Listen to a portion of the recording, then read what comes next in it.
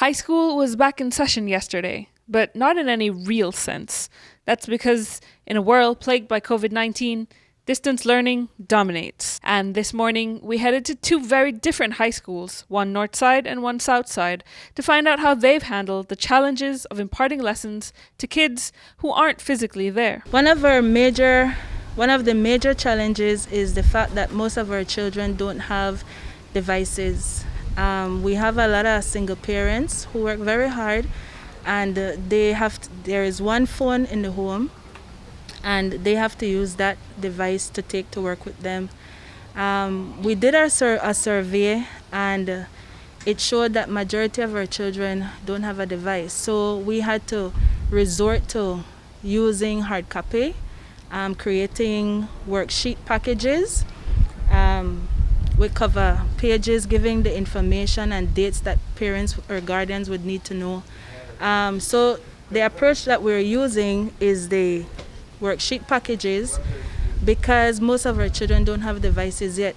We know that our Ministry of Education is working on that presently. However, we were informed as principals that those devices are in high demand across the world.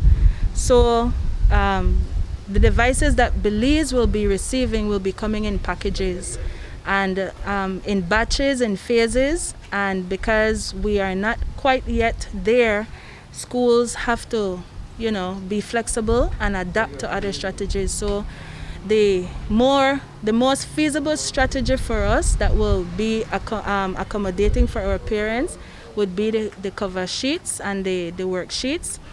And here at school, we just need to practice the social distancing, the physical distancing, and the COVID precautions necessary when handling those packages. Over at SJC, Headmaster Fidel Paul says that his teachers, who started school on September 22nd, have distance learning down pat. We are still doing several activities. We're coming up with innovative strategies to continue with that school culture, that student pride that St. John's is known for.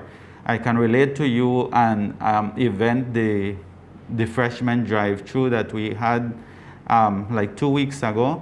And next week we're going to have another one, which is the pinning ceremony, where we award the honor roll students.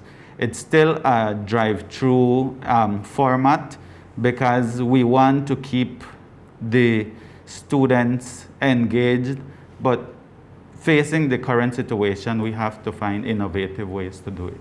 And just like Sadie Vernon, SJC had to poll its student populace to find out how feasible online learning actually was. At the beginning of the school year, we did a survey with students and parents to determine the situation of the school.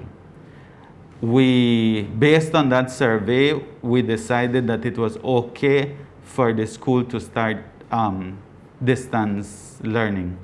The way we are doing it is we are going fully online, and then a couple of students are getting packages because they either don't have access to a device or to internet connection, so they are getting packages from our school. And with that disparity, even though it's not widespread, how are you ensuring that each student is staying on the level that they're supposed to be on? As a school, we created academic guidance plan.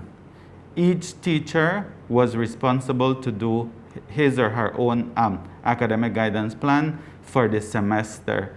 That was given to the student and the parents to know the requirements of each subject. They knew what were the topics to be covered, they knew the activities, the strategies that will be used, and even the assessments along with due dates for the entire first semester. So whether they're struggling with paper-based packages or thriving with tablets, this can't be the generation that gets academically left behind. And that's what's motivating teachers to improvise, because their task is to ensure that, learning tools aside, lessons are learned not just by a few, but by the many.